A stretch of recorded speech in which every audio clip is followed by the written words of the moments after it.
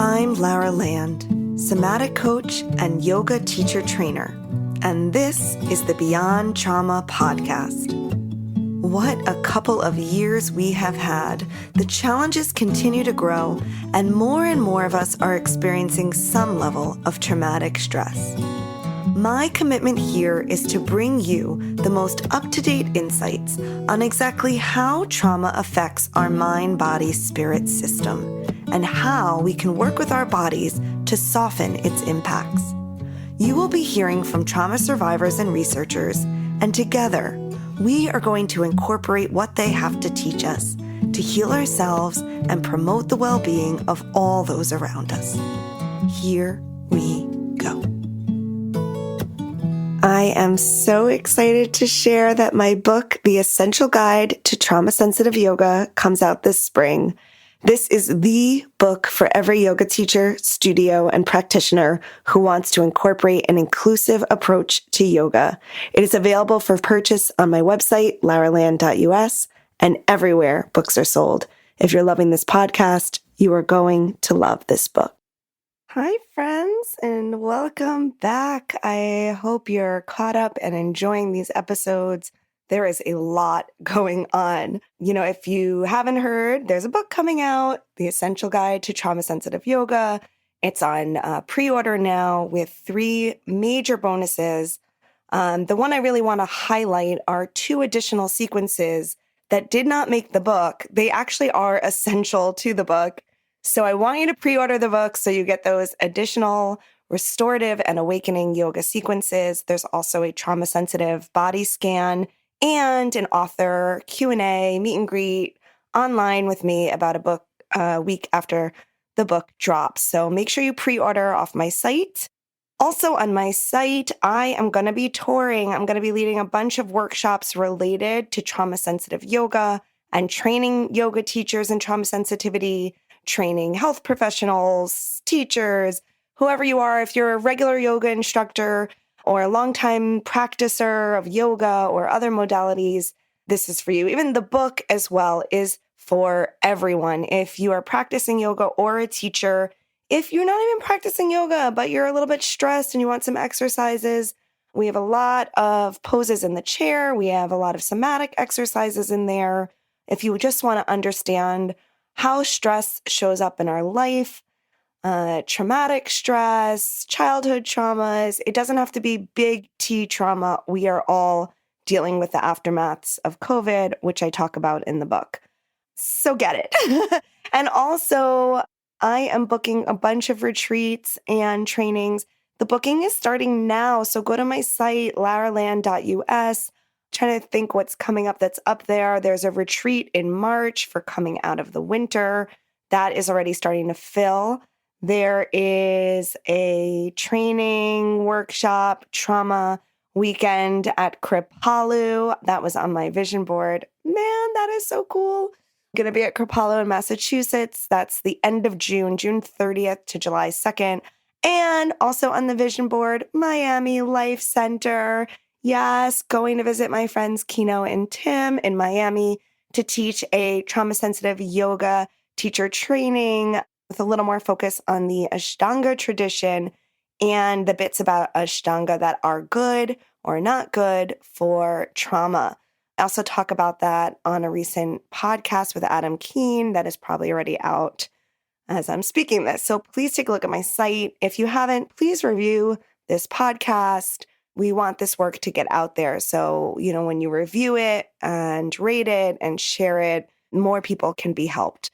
What I'm trying to do here is really amplify voices.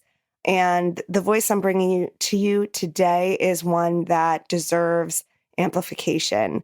This interview is very special, very major, because I get to speak to, a real life activist. I don't know. Do we feel like we're activists when we're posting on social media? I mean, we're doing something, but I'm really trying to get down there on the ground and make a difference with my body, with my actions. And she's doing it. She's my hero. I want to be like this, someone who is risking it to make a better world for everyone. And she's centered, embodied, present, gracious, and open. And sometimes we can lose that in our social activism. So to find someone who believes that we can get to a better world. Wow, and is making it happen. She is amazing. Thenmozhi Soundarajan is a Dalit civil rights artist, an organizer, a theorist who has worked with hundreds of organizations to better understand the urgent issues of race, caste, and gender equality. Working across disciplines, she is an innovative strategist and thinker who has built bridges between many communities around the world. Through her work at Equity Labs, Thenmozhi has mobilized South Asian American community to confront their historical trauma and to break the silence about caste, to commit to ending caste apartheid, gender-based violence, white supremacy, and religious intolerance. She co-founded Third World Majority, an international media training organization and collective that supported people from disenfranchisement. Her intersectional, cross-pollinating work, research, education, art, activism, and digital security helps to create a more generous, global, expansive, and inclusive definition of South Asian identity, along with safe spaces from which to honor the stories of these communities. Her new book is out. It's called The Trauma of Caste, and we are going to talk about it in this interview. We will discuss her religious and historical trauma. She is a survivor, and she's going to talk about what it feels like to survive those traumas, which aren't often spoken about, the legacy of caste, and how it is still very much with us, not just in South Asia, but here in the US. And we're going to talk about the yoga community and the ways that some things we might be doing in the yoga room might be causing harm and perpetuating some of that trauma. So I want you to be ready for that. And my yoga teachers and practitioners out there, I really want you to listen to this because it was very awakening for me. We're going to talk about the Sanskrit language, Brahmanism, and maybe some mistakes that some of us are making. So our goal here is to do less harm, and we can do that by switching up some of the things in the yoga room. And we're going to get some tips to how we can make amends at the end of this interview. Okay, hope you enjoy. Well, welcome, Thenmozhi Soundarajan. Did I get it right? It's almost, you got it. It's Thenmozhi Soundarajan. Thenmozhi Soundarajan. You got it. Welcome, Thenmozhi. I'm really, really glad you're here. As I mentioned to you, just as we were just talking, your book had a profound effect on me. I'm really, really glad that it fell into my hands.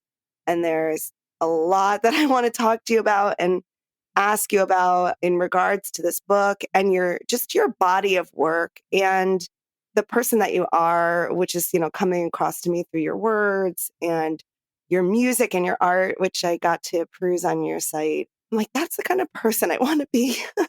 I have to say that you're just so inspiring. The way you brought in so many people in your book, lineage, and so many connections, it's just really, it's something remarkable. So I'm just very glad to be in touch with this work.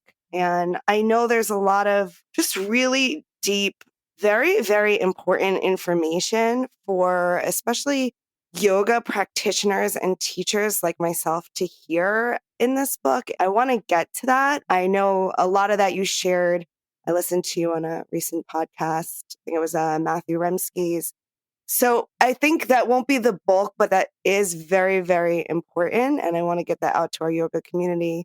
But I wanted to start with more about you and understanding your story. And because, your book is called The Trauma of Caste. And so it has trauma right there in the title. And I thought, why not break this title down? Maybe you can explain to me and to our audience what is caste and what is the trauma of caste, because I think a lot of people might not be familiar. Thank you again for having me on this podcast. It's such a beautiful space to really explore healing in so many different dimensions. And I really invite all of the listeners to kind of listen with all the different modalities they have for themselves, whether it's in their body or their mind or their spirits. There's a lot that we'll be going through. And I appreciate, Laura, your open heart to creating this space for us both. So thank you. So I think when we talk about the trauma of caste, I'm doing a couple of things. The first is that I'm introducing people to a system of exclusion that is very old and as large as the system of race. And it has its origins in 2000 BC in South Asia, in scripture. And, it's based on a social fiction that basically said some people at the top are more pure and deserve and have better jobs than other people at the bottom. And, like race, this social fiction is based on nothing biological, but it has harmed and created oppressive conditions for millennia. And within this caste system, you have castes or these social classes where you have Brahmins who are at the top, who are the priests that wrote these scriptures. And then you have corresponding castes underneath them. So you have the ruling caste, which were the Kshatriyas. You have the merchant caste, who are the Vaishyas, the Shudra castes, who are the peasants. And then outside of this caste pyramid are the castes that were oppressed and were said to be spiritually defiling to other people because they did terrible things in a past life. And therefore, they are born untouchable, spiritually defiling before God, and therefore deserving of the conditions of exploitation and disgusting, backbreaking labor that their castes demand. So, if, for example, my caste, a Bunyan caste, traditionally processed dead bodies or played instruments made from the carcasses of cows. And so it's very interesting because I think that, again, nobody gets to define someone's position towards God. And so people who are born into untouchable castes often will say, we're not untouchable, and create new names for ourselves as part of our pursuit of dignity and to escape this caste system. So I identify as someone who's Dalit or caste oppressed. And there are many other people who identify as new religions that they convert to escape the caste system. And significantly, in addition to Dalits and caste oppressed people, there are also indigenous people who are also oppressed by caste that are called Adivasi or indigenous people. So within all of this realm of this system of exclusion, it has internalized, interpersonal, and structural domains where caste is like one of the leading axes of exclusion in South Asia, impacting over 1.9 billion people, where caste oppressed and Dalit and indigenous people have some of the lowest development indicators of any community in the region, with high rates of literacy, high rates of police violence and carcerization, and lack of education, access to professional jobs, and the like. So it is definitively a messed up system, very similar to race. And when South Asians come to the United States, they also bring caste here. And so we see high rates of, discrimination in Dalit American communities where 1 out of 4 people face physical and verbal assault, 1 out of 3 discrimination in education, and 2 out of 3 discrimination in the workplace. And this is the data part. We can talk about that all day. But what I wanted to do differently in this book was to talk about the trauma that comes with the system of exclusion. And this has never really been done before in such a significant way because there is so much impunity and gaslighting that occurs when caste oppressed people talk about this system. And so to actually say that there is trauma that comes from any system of exclusion has been a very powerful contribution by Indigenous and Black and other racial scholars of trauma. And so I was really able to use those methodologies to talk about actually when you have this much violence, this much death, this much caste harm, it's logical that there would also be trauma. And so to write about this in the many different domains that I talk about in this book, but to also provide a path towards healing was one of the reasons why I wrote this book, because I didn't want to just sit in the caste pain. I wanted to find a pathway for my people and the world to really heal from caste. And to center healing in any project of exclusion demands the body to be involved and for us to integrate the learnings of the body as our pathway towards freedom. Yeah. Yeah. And I really appreciate that. You you talk about embodied. Actually, I think this is a quote from your book. Dominators' systems are embodied, if I got that right. And so I wonder how the trauma of caste has shown up in your body, and what were your experiences with that early on? Well, one of the things that I talk about in my book is this idea of a caste soul wound. And for listeners that have never heard that term soul wound, it really comes from Indigenous and Black practitioners who are in the fields of trauma who have observed that when working with Indigenous patients or Black and Brown patients, that people were coming into their practices not just with suicidal ideation and depression, but with a pain that went beyond their own individual circumstances. And so Eduardo Duran used this term soul wound to talk about what actually happens in a people that have survived genocide. There is a way that the pain of that apocalyptic experience has actually embedded itself in the nervous systems and the biochemistry of people who are the survivors. And so to heal isn't just about healing from your own immediate situation, but actually to heal the lineage by the recognition of what past harm has occurred. And, Resma Menachem, another beautiful Black somatic abolitionist and therapist, used that concept of the soul wound to also talk about it in the context of white supremacy. And that, he even talks about white supremacy as white body supremacy, and that there's a way that racially privileged people and racially oppressed people are connected to the racial soul wound. And that's what actually needs to be healed. And so for me, as someone who experiences a similarly violent system of exclusion, that of caste and caste apartheid, it was important to me to recognize first, how did I carry the caste soul wound in myself? And also, what was my observations of caste privileged people and their experience of the caste soul wound? And for me, I think it showed up in many different ways. I first, as a child, observed it in my parents. They didn't have to say the word caste to convey to me that they were struggling with what they had survived having left India. They had nightmares. They were also deeply in fear of being outed as being Dalit and hid much of their identity, even here in the United States. I also think that they had observed and experienced different aspects of caste violence and bigotry that made it very difficult for them to speak about their background. And there are so many ways that trauma is communicated to a child. It's not about words, it's about the behavior and the way that you train a nervous system, at home. And so I think from that, I knew something was wrong. And I knew that something was there, the jagged edge to all of our pictures. And so I started to ask a lot of questions. And as started to ask questions that led to what caste we were, I remember my mom, telling me, and it was like the Dalit version of the talk. And it was so painful. When I read about untouchability, one of the core concepts of untouchability is that you are in this despicable caste because you have done something wrong in another life. And so I had thought about this and I was like, was I a rapist? Was I a thief? Was I a murderer?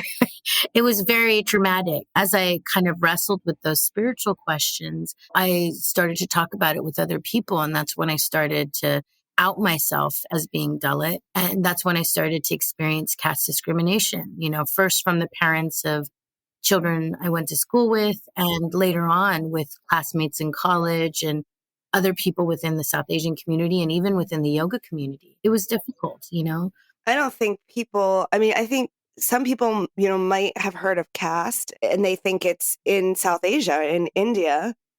And many of us have heard that caste has been abolished, caste systems. And then to hear that it still exists and that it's brought over here is quite a shock for many of us. I know it was for me. I never understood that. No, I mean, I've had plates switched on me because people didn't want me to eat on their plates and defile their cookingware. I've had rape threats and death threats. I've had people openly use caste slurs. I mean, and these are just interpersonal issues, but also they're structural. Like in the state of California, when I went to college, there was a landlord that had trafficked 300 workers to work his buildings, 20 of whom were young Dalit girls who were his sex slaves. So there's also deep structural exploitation that comes from caste because of how normalized it is for dominant caste people to exploit our bodies and our labor. And they just traffic them here. Even today, there's like temples under the Baptist religious sect that trafficked hundreds of workers to work $1 an hour to build their religious temples around the country. So it's a workers' rights issue, it's a women's rights issue, and it's a human rights issue. But again, for me, and because your question was, how did I feel it in my body? I think I disassociated from my body. I had such a hard time believing my own experience was true because everyone around me who was South Asian and dominant caste did not. And in fact, they went even further to gaslight me around this issue. And so I think I became very, very focused on being able to fight them intellectually, but divorced myself from my body because my feelings of what it meant to be out were too tremendous for my body. Because I felt fear, I felt anxiety, I felt grief, I felt pain. And I couldn't be the intellectual fighter that I needed to be if I was cowering with my body because my body was scared. When you get so many threats and so many things to undermine you, it hurts. It just hurts so much. And for a long time, I just lived as a bifurcated person, where it's like my body's in one place, my mind's in another, and I'm totally happy with that. And in fact, I don't know if you've ever had this with other people that are in your yoga training programs, but I would feel so confident that I understood yoga because I read all the yoga books. I read everything related to yoga. And I was like, oh yeah, that's that asana. That's that asana. I totally understand it. And my body actually could not do those positions, but I was like in my mind, I understand this. I've already got this. I can pass the yoga teacher training class because I had so effectively divorced my body and my mind. No, you were living up in your head. Yes, yes. But that disassociation is very common, I think, for people who are struggling with caste pain because we are not allowed to be human. It's actually inhuman levels of caste stress that we have to manage, from the gaslighting to the consistent climate of atrocity and to the fear of being outed. So we develop a kind of lopsided resilience where we can intellectually push through things, but our bodies are not being tended to. And I think what I observed in the caste privileged is, tremendous fragility and capacities for violence when they are exposed to just a small amount of caste stress. And that's because their nervous systems have been trained for complicity and to normalize dehumanization. And that is also a tremendous insight that I saw and observed because I would watch people be incredibly chaotic when simple propositions of civil rights would be shared. So, for example, we recently just tried to work with one of the local counties in California to add caste as a protected category so that we could start to have legal protections for these issues. And one of the things that I saw that was absurd was I would see privileged people go up and say things like, are you ready for this county to be ground zero for genocide against Hindus? Are you ready to have the blood of Hindus on your hands? Do you want us to wear caste on our armbands? Like, how dare you do this, And again, what was being discussed was adding caste as a protected category, nothing else. But that level of anxiety and fear mongering, it has its roots in a nervous system that is so threatened by equity that it views any such discussion as a survival level threat, which then, brings about this kind of outsized response to a policy conversation. But that's actually why the word trauma is really apt for this conversation. And I think in yoga spaces, people have talked, I think have a lot of insight in terms of what it means to use trauma to create mindfulness around, use yoga as and its mindfulness practices to help people deal with trauma responses that might arise from the practice. But trauma is often only seen through the lens of an individual's experience of trauma, not trauma as a front that comes from systems of exclusion. But I really think this is the terrain that we also need to be working in because there's so much there within yoga practice that can really help de-escalate nervous systems that are wired for bigotry. Yeah. Yeah, you said it there. I mean, if you're just looking at the individual, you're really missing a lot of the picture. And some of these folks who think they're doing good by, maybe helping an individual to feel better in their body. Yes, but if you're not also looking at the system that is causing them to feel that way, then it's going to be repeated, and you're also not really doing the full work. No, absolutely. And there is, I think, an important piece to know about how yoga spaces can sometimes inadvertently also cause trauma. For me, I came to yoga because I was looking for mindfulness practices because of the amount of racism and casteism that I was facing as a college student. And I found peace on the mat, like many people, right? But I also think what was so hard was I had to basically grit my teeth and endure practices that were also traumatizing to me. And I think that's part of why I wanted to open this conversation is that, there is such a learning moment within global yoga communities about ways that we can minimize the harm that we create in the communities that we hold space in. And the more that we center marginalized communities that have been harmed in the land bases that we work from, in the tradition and lineages that we originate our teachings, the more that we're able to integrate the family of humanity that is going to be our yoga circle of practice. Yeah, I mean, do you want to talk a little bit more about what you saw and have seen in the yoga space and why this is particularly traumatic to folks who identify as Dalit or caste oppressed? Because this is big awakening for me, and I know it's really, really important information for yoga communities out there.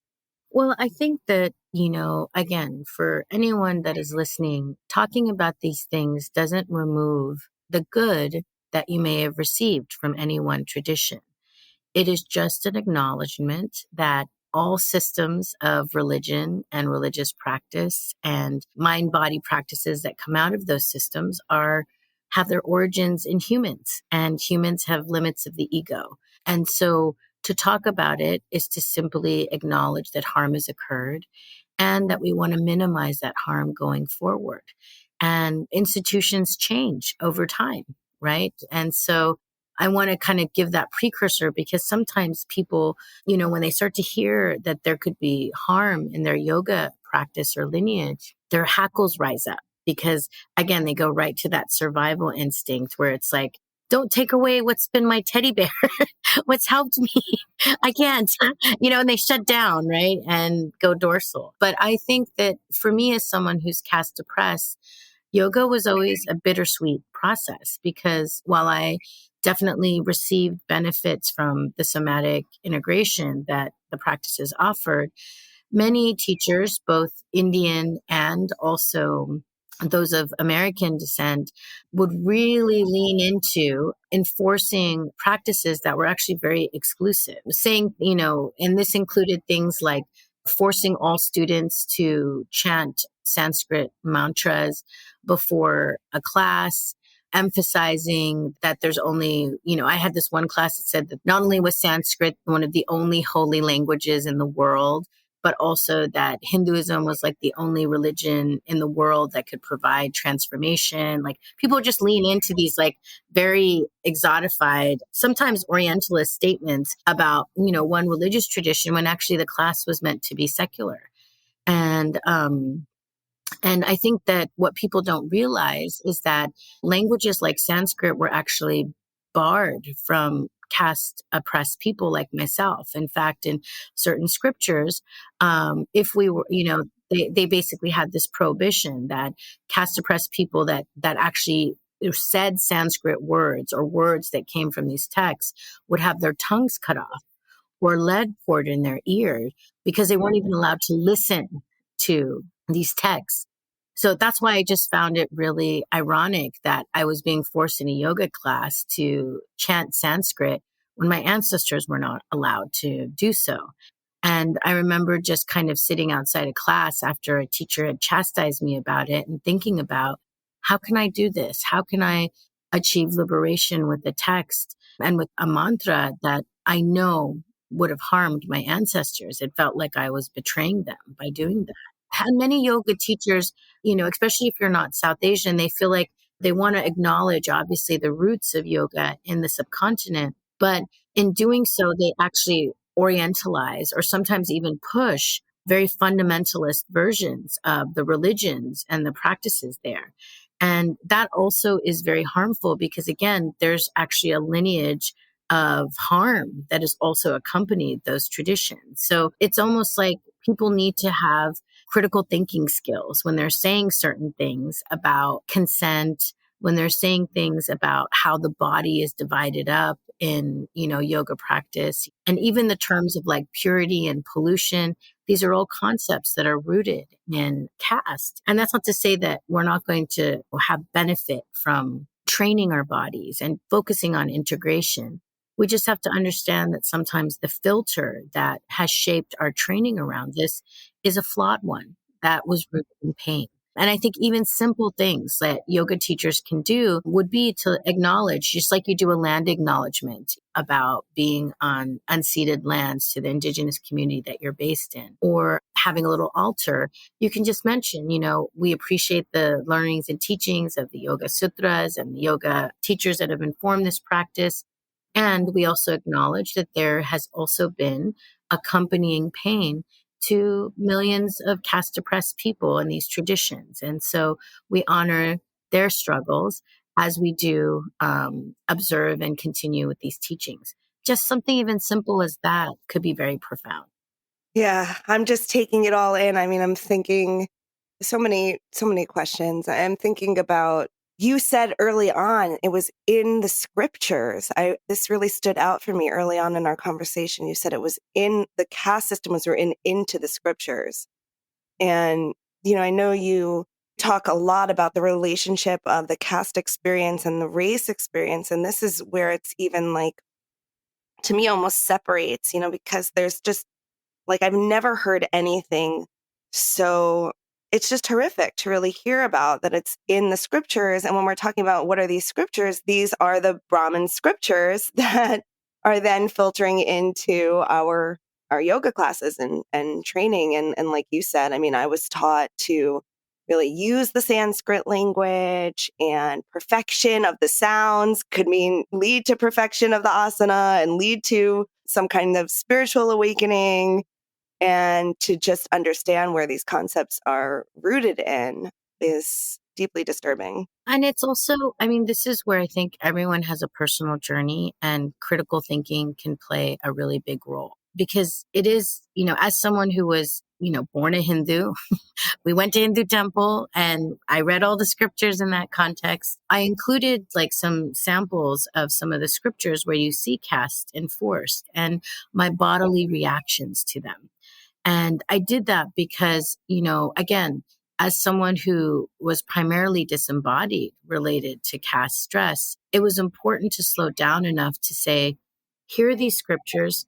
This is the pain that it elicited in me and where in my body I felt it, because we're never afforded that dignity and space to acknowledge the horror of that. And for anyone that's listening, I recommend you pick up the book and you can read it for yourself. I don't want to go too much into it here, but you're right, Laura, in that, again, there is this weird fetishization of Sanskrit in a lot of yoga spaces where people will say just the uttering of one syllable of Sanskrit is enough to open up, portals in your body and all of this. And I think that Sanskrit over any other language, any language has the capacity to heal, any language has the capacity to wound.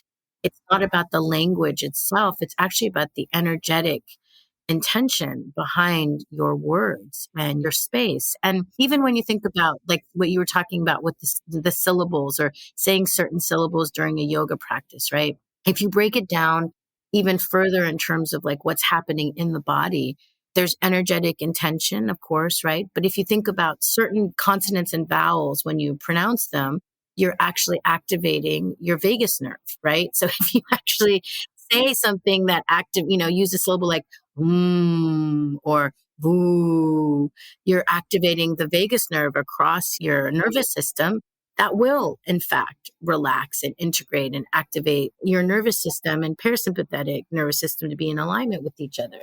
Does that mean that this is a magical language that only one language could like provide that portal to? Absolutely not. And saying this again is not to take away the benefit people may have had in doing those practices.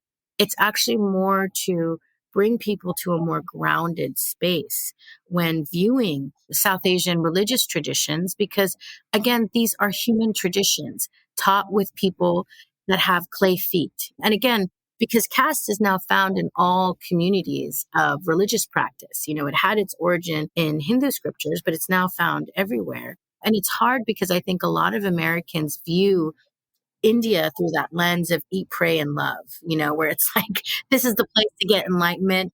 And they follow gurus and babas there without any question, especially when it comes to yoga teacher training. Like people surrender to their master and some of the things that they say in very disturbing ways that open the pathway for abuse. But just as you have that tradition, you also have many South Asians who grew up in India that also look at these same traditions and are like, oh my gosh, those babas, everybody knows there's actually so much abuse that goes on there. Just be careful. When I see Americans like surrender in such a way that they leave their critical thinking at the door of their practice, that's really to me a sign of something that's unhealthy, because freedom would really, require all of you.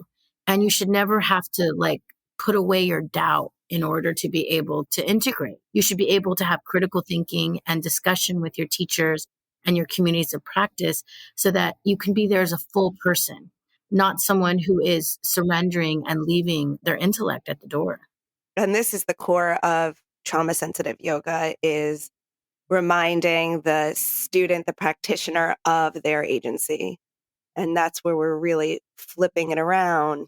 It's like when I'm training yoga teachers, I'm telling them, you're going to have to unlearn a bunch of stuff that you learned in your yoga teacher training, where you're telling people what to do and giving explanations for things that were given to you from someone who was given, from someone else who didn't know, and were passed down without, like you said, critical thinking. And instead invite the practitioner to, to explore what feels right for them and how spirituality shows up in their body and how integration shows up in their body. And that's the core of what we're doing. We make modifications all the time in yoga poses, right? So, like we know that some poses, for example, aren't really easily done with someone with bigger breasts, right? Like if you think about like eagle pose, or think about people that do chair yoga because they can't do certain standing poses. It's so interesting how we're able to be nimble around the understandings of our body, but we're not willing to be similarly non-attached to our understandings of the structural foundations of our lineages. And I think that's where we need to be as open as we can. I was thinking about how one of the things I heard you say was about like this story of the caste and the story of the untouchables being a story of that you didn't have, a right to the infinite and to touching into that spirituality. And then finding your pathway to that, which I want you to share more about what your practices are now, which I also found super interesting. And yeah, and it was just, I was thinking of the connection of that and sort of this very American and white desire to like find something, right? And also this balance between, it's like if we try to say like, I'm going to connect to the infinite, it's so hard to find that way in, or like what that is. And so that's also why I think people get attached to a kind of like a structure, if I say these words and do these shapes with my body, or, I was even thinking of like in Catholic cultures, just like kneeling and making the cross and these different kind of rituals that somehow help us get in and access something that feels like connecting to the infinite, and all of them, right? Because then somehow packaged and commodified and going through the hands of humans have, historically ended up harming. I just wonder if any of that resonates for you. Definitely. I mean, I have to say, a lot of times when you write a book, people think that you're an expert right from the bat, and I think that the thing that I was the least expert in when I was writing this book was in my own pain and also how vast my caste pain was. And that's probably why I wrote this book, because one of the things that I really was able to finally articulate in a very clear way after finishing this book was that I am a survivor. I am a survivor of gender-based violence and of police violence. But to your point, I'm also a survivor of religious abuse. And to say that is actually a tremendous thing for Dalit people, because we are never allowed to name the existential wound that comes from a system of exclusion that says that we are spiritually not worthy in front of the divine. And who on earth has the right to take the divine away from anybody? But as a child and as an adult, this wound really forced me to be a seeker. And there were so many places I tried to create spiritual homes for me, but this wound kept coming up because the lack of people's awareness in the systems of spiritual community people were creating meant that they were inadvertently repeating casteist dynamics without even realizing it. So to claim being a survivor of religious abuse was my way of being able to clear the path for me to assert my own divinity and my right to existential exploration, which seems so basic, because it is a basic human desire. I think the cavemen were, after they'd finished what they needed to do during the day, they looked out in the stars and they wondered, who am I? And where do I belong? And what is this connection to mystery that surrounds me that's bigger than me? And it's been such a tremendous process for me to claim divinity and somatic practices for my own, because Dalit women are the least allowed to be embodied under the caste system, and let alone be people who can articulate paths of spiritual inquiry. So I do think that this is why it was important for me to get into this conversation and invite people to understand more about the caste oppressed experience, and also talk a little bit about what does it mean to be a survivor of religious abuse.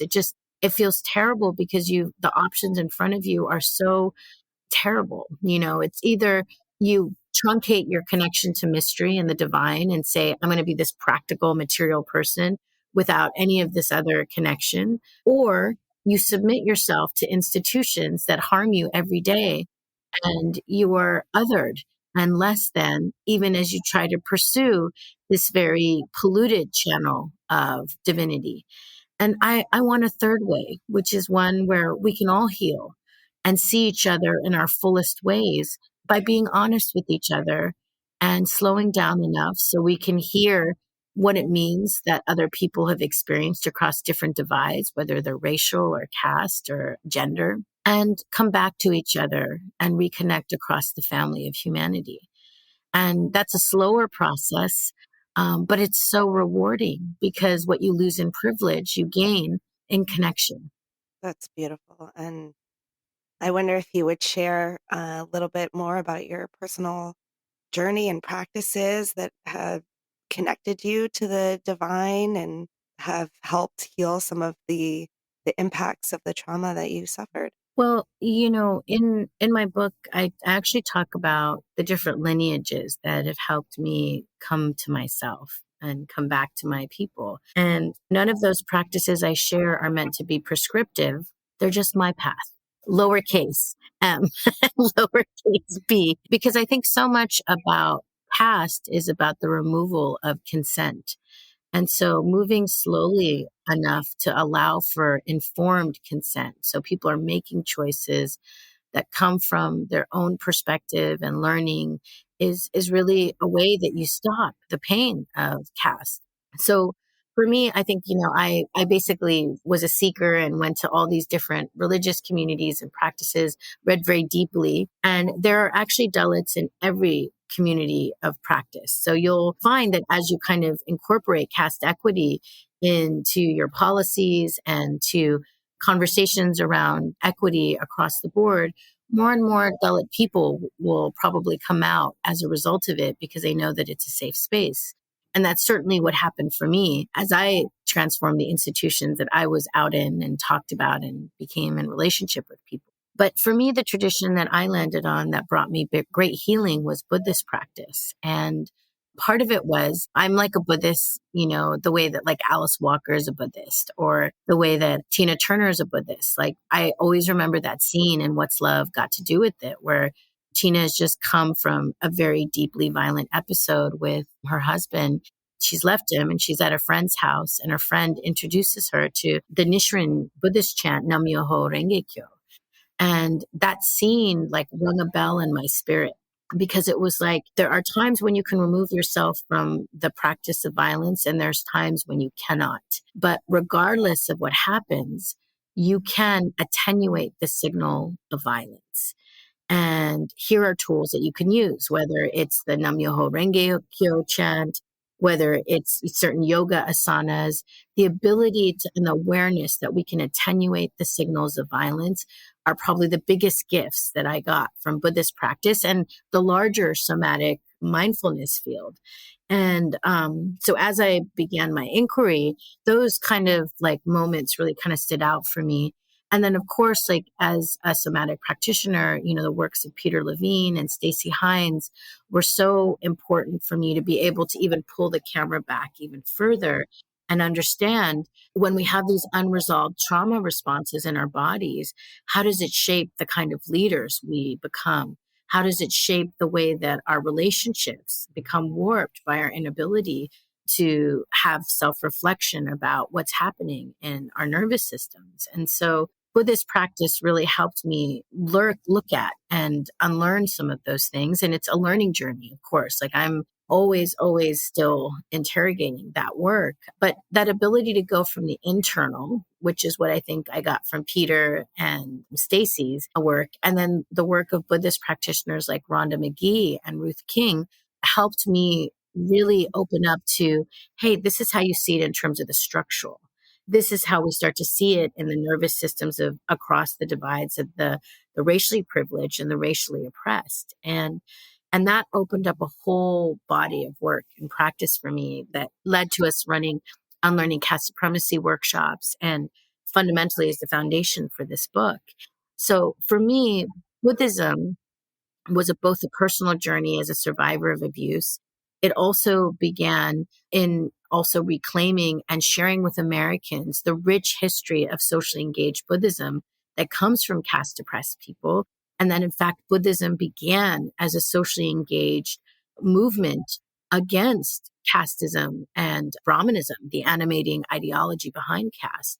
So to be a Buddhist was to be part of this long lineage of freedom warriors for my people, including Dr. Ambedkar, who was like our Martin Luther King and Malcolm X wrapped into one. So I found myself in Buddhist practice because of the history, because of the tools it gave me to attenuate the signal of violence, and also to be able to have a really beautiful practice to help people de-escalate from structural violence and systems of exclusion. And so I'm a Buddhist practitioner who brings that to that table. And it's been such a healing thing because we're working with other people who want to unlearn their caste supremacy and who are conscious about their nervous systems in a way that is centered around healing. And I never thought that we would get to this place. When I think about where I started from, which was discrimination and bigotry and rape threats and death threats, to see people leaning into healing is tremendous. And that's transformation that is also deeply divine. And you're talking about through is it a nonprofit or a group? Yes. I'm sorry. So for people that don't know my background, beyond me being the author of The Trauma of Caste, I'm executive director of an organization called Equality Labs, which is a Dalit or caste-oppressed civil rights organization. And we do education, advocacy, and culture and power building to end caste apartheid and gender-based violence and white supremacy. And one of our trainings that we developed was a training called the Unlearning Caste Supremacy Workshop, which uses mindfulness practice and somatic awareness, as well as deep historical training to help people unlearn their caste supremacy. And we've done this now for, I think, almost like 4 to 5 years. And we've had thousands of people take this workshop, and it's been tremendous in the way that it's transformed the South Asian American community around its discrimination and bigoted practices of caste. Wow. That's incredible. You must be so, so proud of that work. I am, but I'm also, it's a whole network of teachers that hold that space together that have really committed to this service to our people. Because what I found is that people couldn't really begin to commit to caste abolition when their nervous systems were not in right alignment with themselves and with each other. And so it's not like the intellectual knowledge is new. What's new is actually training people to work slow enough to be aware of their caste stress and their trauma responses so that they can dismantle their own inner experiences of caste stress through mindfulness techniques, right? And again, this is models that come out of Black Buddhist and Black mindfulness and somatic abolitionists like Resmaa Menakem and Ruth King and Rhonda McGee. But to bring it to the South Asian community is tremendous. And especially for it to be led by Dalit women is also transformative because again, Dalit women are never seen as both spiritual and political authorities within the South Asian context.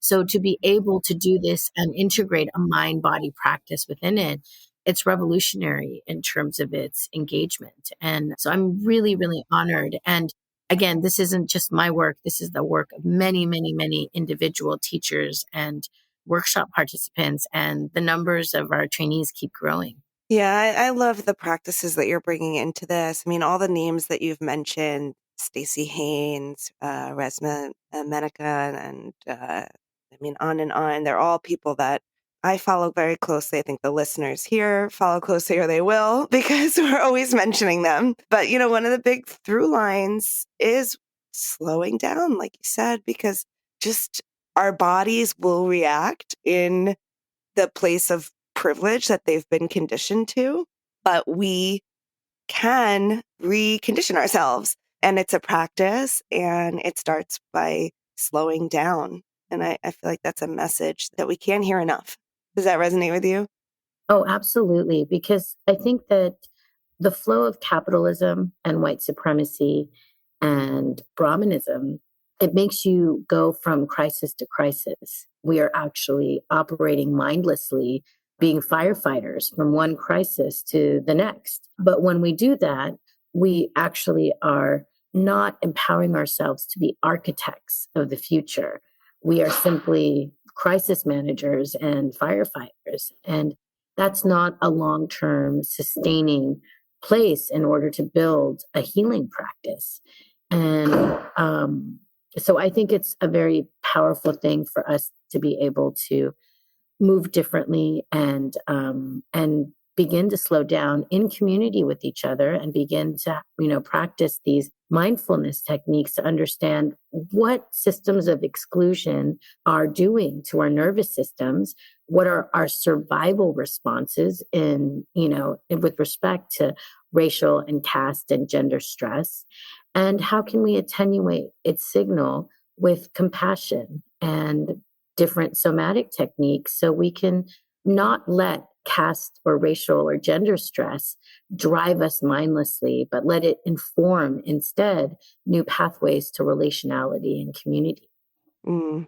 Yeah, and that self-compassion piece is really important as we start to look at this. And especially I think it's important, or it's also important, for white-bodied people to look at how we're showing up in our bodies and not just fixing intellectually kind of the harms that we might be doing, but looking how it's showing up in our bodies. in our reactions, or, in the kind of space that we feel entitled to. So this is a deep and important topic. And I think it's just really present for me how, a lot of the work and discussions that we've been having here on the podcast relates to the work that you're doing, dismantling caste. It's really one and the same. It is. And I think it's also a moment of our zeitgeist. We as a species are up against some very challenging dynamics, from climate catastrophe to the destabilization of democratic norms and processes. And in many ways, when we start to see, things fall apart, it can feel like there is no there, there is no, and that's really the point where as humans, we can go back into our most tribal, survival driven selves. But I also think this is an opportunity to really actually take a different position, which is that, okay, things are being revealed and it doesn't feel good, but here we are, that there are ways to move forward as a considered and thoughtful person that wants to create a different value system in a time of increased volatility. And as things become revealed, I always think of that tower card in the tarot deck, right? Things break apart, but then we're actually able to rebuild in ways where we can really see ourselves and be connected. And there's a lot, I think, within the just transition that opens us up to more ethical, sustainable, and collective modes of engagement to repair from what has happened to our systems of earth and our systems of democracy. So this is a moment, I think, that's a reckoning happening across many different kinds of systems of exclusion. And caste is definitely part of this conversation. To go slow enough and to build communities of healing around it is our call of the moment. And so appreciate so much having had this time to talk and dig deep with you on this. Yeah, amen to that. And I hope I can continue to be a part of your community. Are there any calls to action to support you? I mean, we definitely want to tell everyone to get this book, The Trauma of Caste, a Dalit feminist meditation on survivorship, healing, and abolition. It's for sure a must read. And it's one you want to have, you really want to own, and because you want to go back to this book. There's a lot of, I'm looking at it now, and there are worksheets in it. And it's very, very rich. I know that there are sections that I already want to reread. So it's kind of that one that you want to have at home and you want to be able to circle and highlight. So we'll link that, of course, in the show notes, and encourage everyone to pick that up. How else can we support you and your mission? Well, I think that one of the things right off the bat, in addition to buying the book, buy it for a young person in your life or read it in community with your family and friends, because it is really a communal experience, and we have support for that. North Atlantic Books has a great link to reading questions for book groups. And so really build community around the book as you purchase it. The other thing I'd really recommend is for people to follow myself on social at Dalit Diva and Equality Labs at Equality Labs on all socials, because that's a way for you to be plugged into the caste equity, Dalit civil rights movement. And we have numerous calls to actions, as well as invites to workshops and trainings that we're doing. And we are really in the fight for our lives right now. And the more flanking that we have, the more that we're able to really bring us back into community with more and more circles of beloved friends and family. So please join us there. And then also consider, if you're a yoga teacher or someone in a dharmic tradition, to incorporate caste equity practices in your community or sangha. And this can include adding caste as a protected category in your list of protected categories in your non-discrimination and employment policies. And also consider giving an acknowledgement to caste harm in your yoga openings, or even in a sign or a poster somewhere inside your sangha. Because just like we have normalized doing land acknowledgements, acknowledging this harm at the root of your lineage doesn't do anything except for create opening for people like me and hundreds of millions of Dalits that are still facing deep violence around this issue. So those are some small steps. And of course, I look forward to hearing from more ideas that may come from your listeners, because again, to end caste, we need everyone at this table. And so I look forward to building beloved community as we free all of us together. That, I'm going to ask our listeners to come to the table with that, what's showing up for them, and leave that call to action and that call to community. And I'm very, very happy to be a part of your community. I hope to be out in California sometime next year as I'm touring my book, and I would definitely love to meet you in person. I'm following you on those Instagram handles, and we will put them in the show notes as well. And I am definitely going to include that acknowledgement in all of my classes and encourage my colleagues to do so. Thank you so much, Thenmozhi. I'm really, really grateful for your time. And I look forward to continuing our relationship and conversation. Absolutely. And many blessings to you and your listeners. And till we next meet again, I send you so much love and care. Thank you. As we buzz around the busy world, it becomes clear there are billions of paths. As we buzz around the busy world, we will appear in other people's photographs. As we speed through the centuries, we will collide and the light will bend. We will be accidentally immortalized in someone else's land.